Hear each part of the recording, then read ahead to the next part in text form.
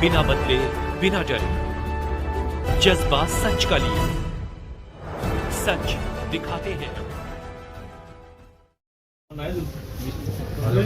कि प्रदेश में जिस दिन मंत्रिमंडल का विस्तार होगा जी उस दिन सरकार में अच्छा, बीच बीच में आपके बयान आ रहे तो लग रहा है कि फिर दोबारा से आप जैसे कह रहे थे कि भाई ये तो अवसरवादिता है कि कहीं भी जा सकते हो, तो ऐसा तो नहीं कि फिर इंडिया या इंडिया ऐसा कोई बयान हमने नहीं दिया। जी देखिए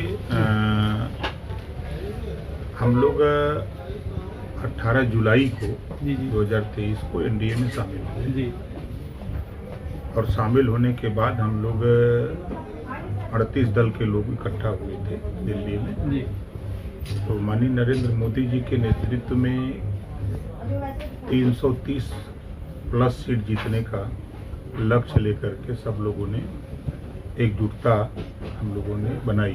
तो लोकसभा चुनाव साथ लड़ने का इरादा है?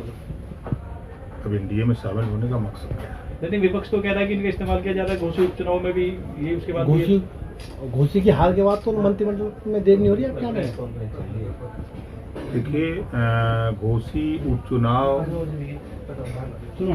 हम तो बहुत ताज्जुब रहते हैं कि जब निकाय चुनाव आता है तो होता है कि सेमीफाइनल है, फिर पंचायत चुनाव आता है तो कहाँ सेमीफाइनल, फिर लोकसभा का बाई इलेक्शन आता है तो कहाँ सेमीफाइनल, फिर विधानसभा के चुनाव फिर सेमीफाइनल, घोषी का चुनाव तब फिर सेमीफाइनल, अब 5 राज्यों के चुनाव तक अभी सेमीफाइनल।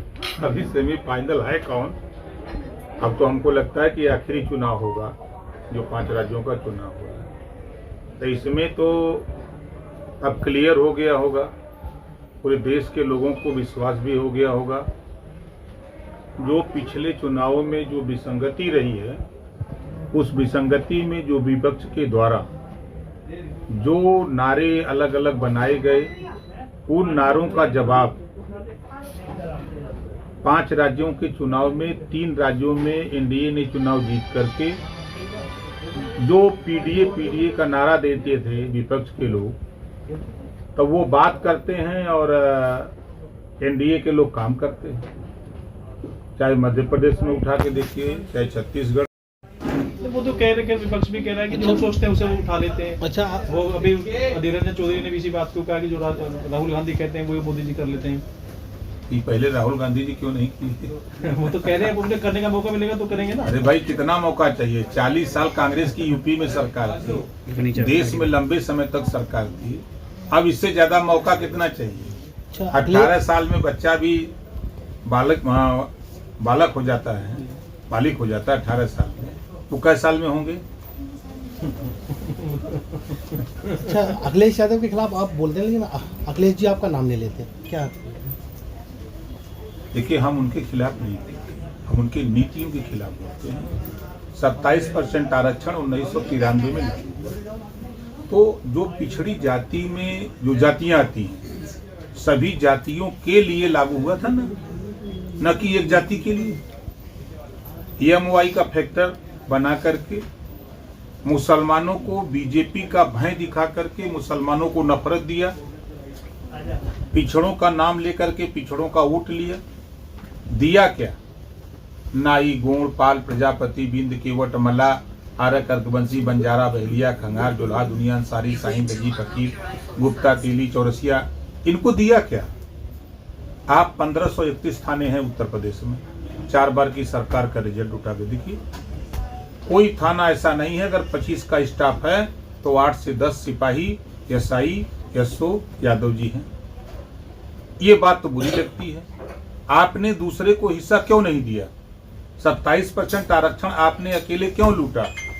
आप हॉस्पिटल जाइए, वार्ड बॉय, नर्स, आप चले जाओ तहसील में, लेखपाल मिलेगा, बाबू मिलेगा। ये आरोप तो सभी पर लगता है, अभी जैसे भाजपा की सरकार चल रही है, इस पर लगता है कि ठाकुरवाद चल रहा है, तो ठाकुर। आप बता दीजिए भर्ती में कहीं हुआ हो?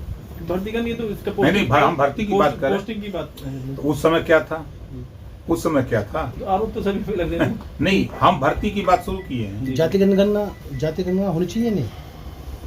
संविधान में जातिवार जनगणना के व्यवस्था है, हम 21 साल से इसके पक्ष में हैं। जब तक मैं अखिलेश जी के साथ नहीं गया था तब तक उनको खुद नहीं पता था कि जातिवार जनगणना क्या होती है। 5 साल CM थे ना, क्यों नहीं कराया जातिवार जनगणना? केंद्र में सपा बसपा कांग्रेस की मिली गवर्नमेंट थी। कैबिनेट में थे, आपने यही बात रखी थी कि जातिगत जनगणना होनी चाहिए और इसके बाद आपने पद छोड़ा था। नहीं, जातिवार जनगणना के तो हम आज भी पक्षधर हैं। हमने छोड़ा था सामाजिक न्याय समिति, जो माननीय राजनाथ सिंह जब मुख्यमंत्री थे 2001 में, तो उन्होंने 27% आरक्षण को बांट करके सभी लोगों को देने के लिए 7, 9, 11 उन्होंने बांट दिया था कि 7% पिछड़ा, 9% अति पिछड़ा और 11% सर्वाधिक पिछड़ा। तो 27% जो पिछड़ों को आरक्षण था उसको बांट दिया था। उसी को लागू कराने के लिए हमारी बात माननीय अमित शाह जी से, उस समय ओम माथुर जी यहाँ प्रभारी थे, सुनील बंसल जी थे, रिपोर्ट के नेतृत्व में 3 सदस्यीय कमेटी बनी, रिपोर्ट भी आ गई, फिर 7, 9, 11 में बांट दिया। हमने कहा इसको लागू करिए।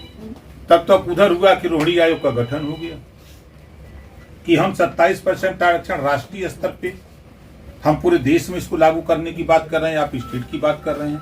क्योंकि भाई हमसे आपसे समझौता तो स्टेट का था, हम देश की बात तो नहीं कर सकते अभी। अब देश में आप लागू करना चाहते हैं करिए, लेकिन हम उत्तर प्रदेश में चाहते हैं। तो उन्होंने कहा नहीं, हम पूरे देश में लागू करेंगे, क्योंकि भाई जनता से तो हमने प्रदेश में लागू करने की बात की है। अगर नहीं लागू करेंगे भैया हम मंत्री नहीं रहेंगे, ये अपना इस्तीफा लीजिए, हम अपने घर चले, आप अपना काम करिए। इस पे इस्तीफा